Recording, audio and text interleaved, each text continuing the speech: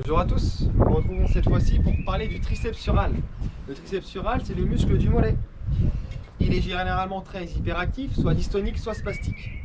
Il entraîne fréquemment une douleur localisée au niveau du mollet, un manque d'amplitude de la cheville, entraînant une impossibilité de dérouler le pas correctement. Pour lutter contre ce phénomène, il est important de réaliser fréquemment et tous les jours des étirements spécifiques et un entraînement moteur qui s'ensuit. L'étirement a comme effet d'entraîner un bien-être immédiat, localisé puis généralisé, et ainsi augmenter l'amplitude de cheville pour améliorer la marche.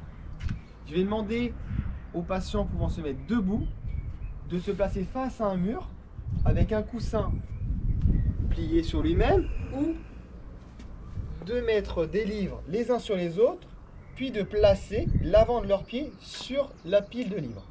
Ensuite, je vais leur demander de tendre le genou et de ramener le talon vers le bas. Si ça ne tire pas assez, je vais leur demander de ramener le bassin vers l'avant. Si ça ne tire toujours pas assez, ils ont le droit de rajouter un livre. Et si ça tire trop, d'enlever un livre. Maintenant, je vais parler pour les patients ne pouvant pas se mettre debout. Vous allez vous placer avec votre fauteuil roulant face à un mur. Vous allez placer votre pied sur le mur. Plus il sera placé bas, plus l'étirement sera conséquent. Vous allez vous rapprocher du mur jusqu'à avoir une légère flexion de genou. Puis vous allez mettre les freins.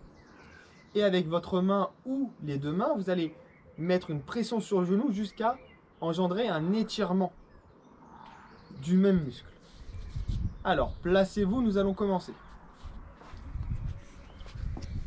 Donc, les mêmes critères, nous respectons les mêmes critères. On va tendre le genou, talon en contact du sol, et nous allons mettre une tension assez importante au niveau du muscle. Vous allez ressentir un étirement au niveau du mollet, et vous devez ressentir une douleur dite modérée. Attention, c'est parti, on part pour 1 minute d'étirement. On inspire, on expire. On inspire et on expire. On inspire, on expire. Maintenez la pression sur votre muscle. Elle doit être la même du début jusqu'à la fin de l'étirement. On inspire, on expire et on se relâche. Allez, encore un peu. On inspire, on expire. Voilà, c'est bientôt terminé. Vous devez ressentir une douleur modérée.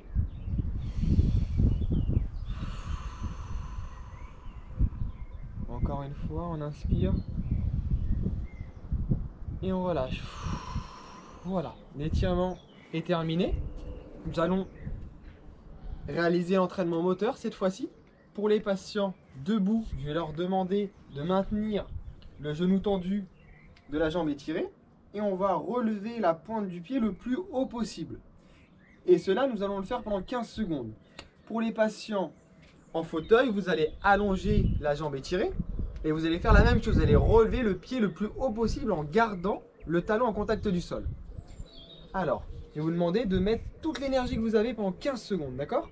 Il est important de mettre toute l'énergie. Attention. 3, 2, 1, c'est parti. On lève. Allez, 1. Allez, 2. On lève, on lève, on lève, on lève, on relâche. Allez, 3. On lève, encore, et on relâche. Allez, 4. On lève, encore, et on relâche. Allez, 5. Encore, on relâche. Allez, encore. 6. Encore, on relâche. 7, c'est le dernier. Encore, et on relâche. Vous avez le droit de respirer un peu, prendre un temps pour vous. Je vous félicite de l'enchaînement, de l'étirement et de l'exercice moteur.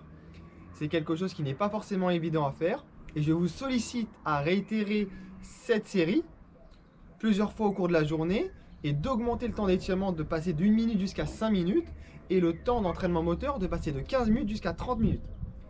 Une fois encore, félicitations et je vous dis à bientôt pour une prochaine vidéo. Au revoir.